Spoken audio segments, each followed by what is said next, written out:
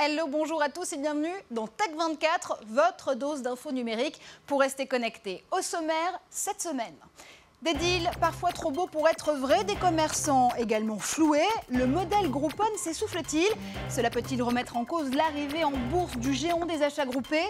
Et la bulle sociale est-elle sur le point d'éclater? Toutes les explications, ce sera dans cette édition.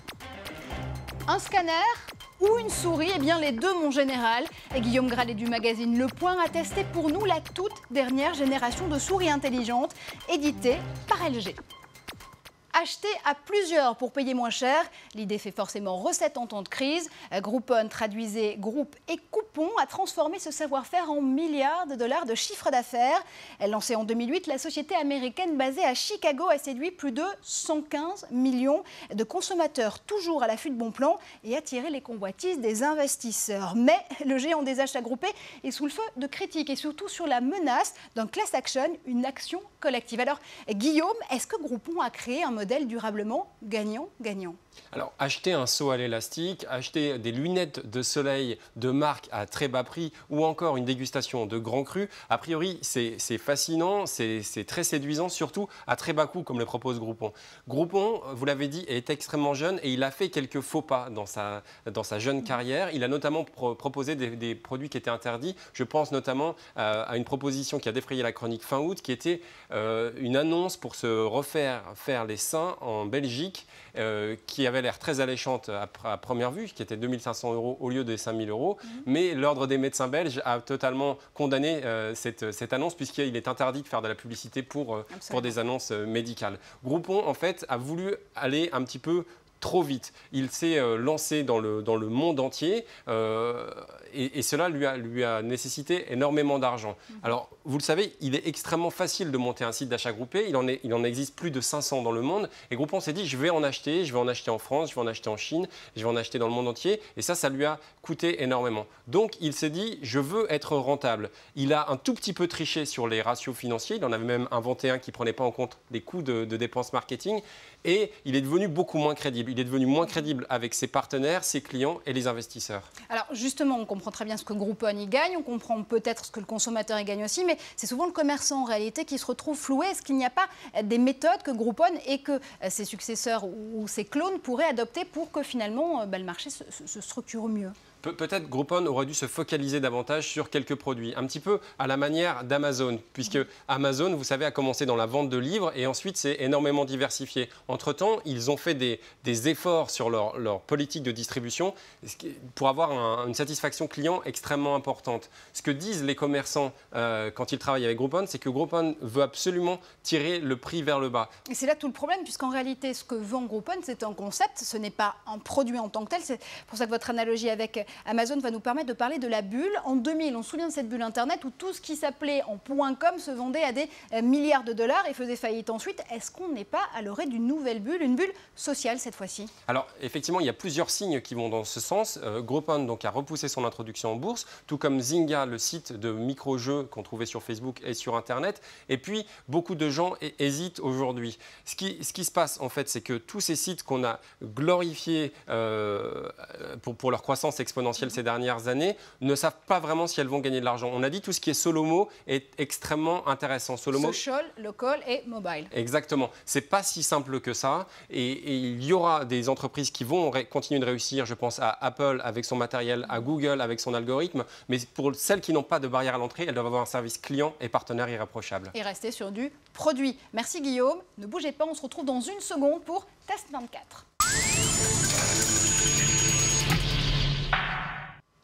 Une souris ne sert-elle qu'à cliquer? Eh bien, LG prouve que non. Et Guillaume aussi va vous prouver que non. Avec ce nouveau produit, le LSM 100, c'est en réalité un scanner miniaturisé dans une souris.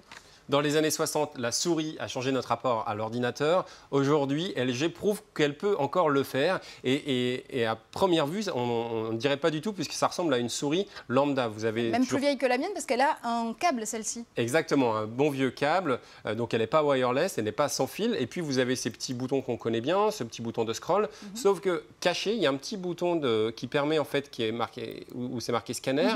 Et puis je l'ai essayé et ça marche vraiment bien. En fait, vous branchez ça, en fait. être sur votre ordinateur. Le port USB. Voilà, et ensuite, vous avez un document à scanner. Vous pouvez aller jusqu'à une surface A3, donc c'est quand même une grosse surface. Et vous allez, un petit peu comme si vous gommiez quelque chose sur une feuille de papier, vous allez scanner assez rapidement ce que vous voulez scanner. Ça peut être un dessin d'enfant, ça peut être un document d'entreprise. Et ce document va apparaître sur votre ordinateur. Ce que je trouve particulièrement intéressant, c'est qu'une fois que vous avez ce dessin, vous pouvez l'enregistrer sous différents formats. Vous pouvez l'enregistrer en PDF, vous pouvez l'enregistrer pour pouvoir créer un PowerPoint pour une présentation. Vous pouvez l'enregistrer également en format tout simple et puis l'envoyer sur un smartphone. Je trouve que c'est très bien joué. Pour le prix, c'est 115 €, c'est pas mal du tout. Maintenant, ce qui serait pas mal du tout, vous le disiez, ce serait que ce soit un jour wireless. C'est la question qu'on se pose quand on voit cette souris. On se dit mais pourquoi a-t-elle encore un câble si elle est si révolutionnaire que ça?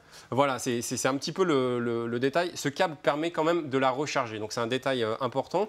Ceci dit, on est là vraiment dans l'hybridisation et regardez ce petit carré, en fait, quand ça fonctionne, ça clignote à toute vitesse et ça permet d'arriver à des choses de haute définition. Donc un gain de place, in fine, et puis on a envie d'avoir encore d'autres objets hybrides, donc à suivre. Justement, les autres objets hybrides, j'avais envie de vous poser la question tout de suite parce qu'on parle beaucoup de souris, mais on parle aussi beaucoup d'écran tactile. Est-ce qu'on n'est pas dans une compétition entre la main et la souris? Parce que je me suis rendu à l'IFA la semaine dernière, vous savez, le salon de la haute technologie à Berlin. Voilà, et en fait, ce qui m'impressionne de plus en plus, c'est que vous avez des constructeurs d'automobiles, vous aviez Ford, vous avez des constructeurs d'électroménager, le chinois Haier par exemple, et puis en fait, vous avez des objets qui n'avaient absolument rien à voir entre eux, a priori. J'ai vu également une radio Facebook, mais qui se mélangent. La radio Facebook vous permet, pendant que vous écoutez votre radio, de pouvoir envoyer un son à vos amis sur Facebook. Un écran sur un réfrigérateur va vous permettre d'annoter vos courses. Et ça, je pense que c'est une vraiment des grosses tendances de la technologie qui, en plus de l'Internet des objets, va vraiment permettre aux objets de communiquer entre eux et va peut-être nous rendre la vie plus facile. Et ces tendances, on va continuer à les décrypter avec vous toutes les semaines dans Tech 24. Merci Guillaume. C'est presque la fin de cette émission. Merci à vous de nous avoir suivis. Pour nous rejoindre, vous le savez, sur Facebook, une seule adresse, facebook.com/tech24. Et puis pour participer au débat, ajoutez le hashtag, le mot-clé Tech24 à vos messages sur Twitter.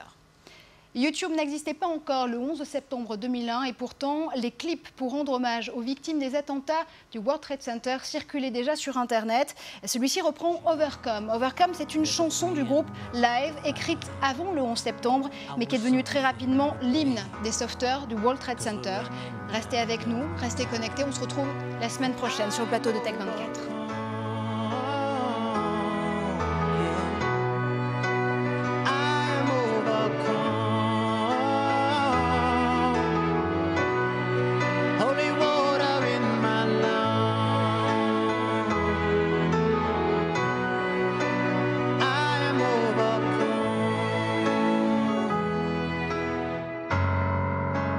Women in the street